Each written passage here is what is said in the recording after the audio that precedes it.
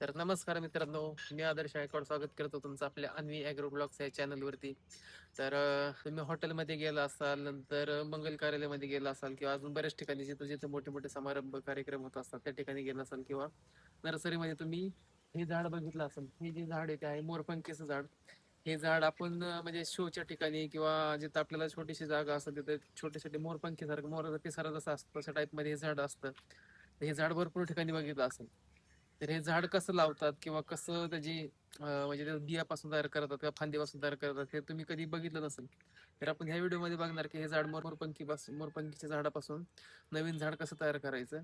तर आपण ह्या व्हिडिओमध्ये बघणार आहे हे झाड कसं तयार करायचं. हे झाड बऱ्याच ठिकाणी तुम्ही बघताच असतं. छोट्याशा कुंडीमध्ये तुम्हाला घरात ठेवायचं असेल तर शोच्या ठिकाणी बाहेर दरवाजाच्या बाहेर या घरामध्ये खिडकीमध्ये गॅलरीमध्ये वगैरे तुम्ही ठेवू शकता हे झाड. तर हे झाड आपण कसं लावणार आहे ते बघणार आहे. आणि जो तुम्ही गुलाबाच्या व्हिडिओच्या म्हणजे ह्याला प्रतिसाद दिलाय तो एक नंबर, कारण जवळ 6,000 पर्यंत व्ह्यूज गेले त्याला. आणि असेच भरपूर सबस्क्राईब केलेले. तर असेच माहितीपूर्ण व्हिडिओ आपण टाकत राहतो, त्यामुळे चॅनलला सबस्क्राईब करा. आणि तुमचा सपोर्ट आहे त्यामुळे थँक्यू.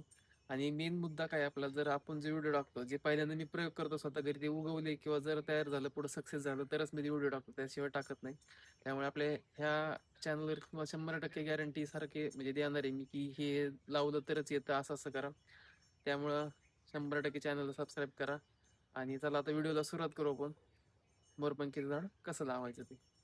हे बघा, ही जी फांदी आपण ह्या झाडाची, आता झाड भरपूर मोठं आहे. आपल्याला पेन्सिलच्या आकाराची किंवा त्यापेक्षा थोडीशी कमी किंवा थोडीशी जास्त, आता हे बघा थोडीशी जास्त जाड आहे, ही थोडीशी कमी आहे. तर ही फांदी घेतोय मी, ही अशी कट करायची. तुम्हाला किती लागतात ते, आता हे जर आता इथून तुम्ही पुढे कट करून लावलं तरी पण उगवणार आहे, इथून कट करून पाठीमागे लावलं तरी उगवणार आहे. याचं काय असं म्हणजे हे नाही की इथूनच कट केलं पाहिजे, एवढंच कट केलं पाहिजे किंवा वरची फांदी नसली पाहिजे. तर ही अशी फांदी घ्यायची. आता ह्याची जी बाकीची पान आहेत छोटी छोटी ती सगळी कट करून टाकायची. आणि पुढे नंतर तुम्हाला एक टिप देणार आहे, म्हणजे जी आपली नेहमीची रेग्युलर टिप आहे, तुम्ही ती कुठल्याही झाडाला कुठली जेव्हा तुम्ही फांदी लावत असाल त्याला ही ती नक्की लावा. बाकीची एक पावडर पण भेटतं त्याच्याऐवजी जे लावा त्यांनी 100% सक्सेस झाड म्हणजे तयार होतच होतं, मुळ्या फुटतात त्यांनी. बाकीचे ते विकत घेण्यापेक्षा एक कोरफडीचं झाड तुम्ही घरी लावा, नक्की झाड तयार होतं. तर आता आपण एक कट करून घेतो मी आधी, छोटी छोटी पान आहे ती, नंतर तुम्हाला कसं लावायचं ते दाखवतो. तर बघा ही फांदी आपण आता हे सगळं ते छोटे छोटे जे पान आहेत मोरपंखीचे ते सगळं कट करून घेतलेले आहे. आता मी थोडस इथं कट मारतोय एवढा असा.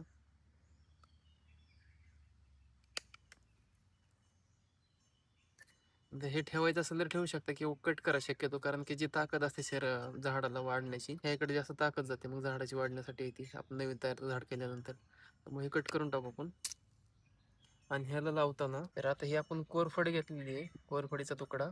तर तुम्ही कुठलं पण झाड जेव्हा लावाल ना, म्हणजे कटिंग करत असेल, समजा गुलाबाचं असेल, मोगरा असेल, आता ही मोरपंखीचं झालं, जास्वंद झालं, कुठलंही झाड जेव्हा कटिंग कराल, पेरूच म्हणजे कुठलेही असू दे, कुठलेही झाड A to Z झाड कटिंग करून तुम्ही लावत असाल, त्यावेळेस फक्त हे झाड जेव्हा लावता कट करता त्यावेळेस हे ह्याच्यामध्ये थोडंसं बुडवायचं. म्हणजे काय होतं, हे जेव्हा आपण जमिनीत लावतो किंवा मातीमध्ये कुंडीमध्ये जेव्हा लावतो त्यावेळेस ह्याला फंगस चढत नाही.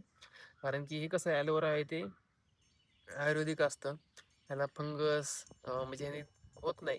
आता दुसरं एक असतं रूट हॉर्मोन, रूट एक काहीतरी काय ती पावडर आहे ती रूटची, मी कधी वापरली नाही ती. शक्यतो ते आपली कोरफडच सगळ्यात भारी वेस्ट आहे. एक जरी झाड तुमच्याकडे असेल कोरफडीचं घरी म्हणजे वगैरे त्याचं थोडंसं एक एवढं तुकडं असेल, पण ते तुमच्या जवळ 10-15 कांड्यांना वगैरे ते पुरेसं असतं. त्यात फक्त बुडवायचं आणि आपलं जमिनीत लावायचं बघा असं.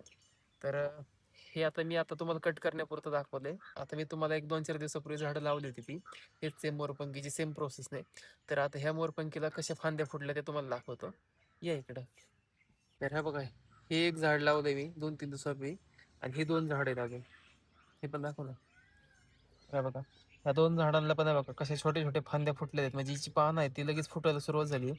आता मी ह्यामध्ये काय घेतली, आपली नॉर्मल माती असते ती घेतलेली आहे. नॉर्मल माती, त्याला कोरफड लावली. आता जशी आपण प्रोसेस बघितली ती खालच्या त्या मुळाला कोरफड लावायची, बुडून लावायची मातीमध्ये, थोडंसं पाणी टाकायचं.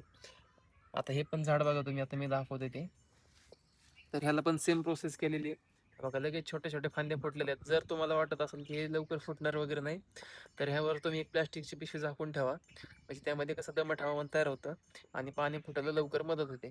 तर हे जे 2 आहेत त्यामध्ये आता मी कसं, आमच्या इकडे पाऊस पण आहे, थोडंसं ऊन पण आहे, आणि जर तुम्ही झाडं अशी तयार केली तर त्याला फक्त सेमी शेडमध्ये ठेवायचं, म्हणजे एक झाडाची सावली असते त्या सावलीमध्ये ठेवायचं. जास्त ऊन लागलं नाही पाहिजे आणि जास्त एकदम अंधार पण असं म्हणजे जास्त सावली पण नसली पाहिजे. सेमी शेडमध्ये ठेवायचं. आता हे आमच्या इथं झाड आहे आवळ्याचं किंवा हे मोरपंखीचं झाड आहे त्याच्या खालीच ठेवलेलं आहे मी. तर असं त्याच्या खाली ठेवायचं. म्हणजे कसं लवकर फुटायला मदत होते. आणि जर तुम्ही घरी वगैरे करत असाल तर थोडंसं गॅलरीमध्ये वगैरे ठेवा आणि त्यावरती प्लॅस्टिकची पिशवी एक घालून ठेवा आणि त्याला खालच्या साईडने रबर लावायचं किंवा गाठ बांधायची. म्हणजे कसं आतमध्ये दमट हवामान तयार होतं आणि त्याला पाणी फुटायला मदत होते लवकर. आणि नंतर थोडीशी पाणी वगैरे फुटायला लागली की तुम्ही ती पिशवी काढून टाकू शकता आणि त्यावरती पाणी वगैरे झाकून थोडंच ठेवा.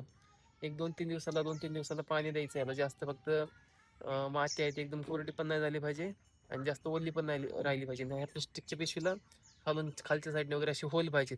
कारण की पाणी आतमध्ये राहिलं नाही पाहिजे, नाहीतर झाडाच्या मुळ्या वगैरे खराब होऊ शकतात. त्यामुळे अशी पिशवी घ्या. तर ह्या मोरपंखीच्या झाडाचा व्हिडिओ तुम्हाला कसा वाटला हे नक्की कमेंट करून सांगा. ह्याच्या आधी तुम्ही व्हिडिओ बघितला होता का मराठीमध्ये? बघितला असेल तरी आपल्या मराठीमध्ये हे व्हिडिओ बनवला मी. आणि मी बऱ्याच ठिकाणी म्हणजे जास्त व्हिडिओ बघितला होता की हे मोरपंखीचं झाड कोणी बनवताना वगैरे दाखवलंच नाहीये. तर हा तुम्हाला व्हिडिओ कसा वाटला ते सांगा कमेंट करून. व्हिडिओ आवडला असल्यास लाईक, शेअर आणि कमेंट करा. आणि यूट्यूबमध्ये एक नवीन फीचर आलेलं आहे हाईपचं.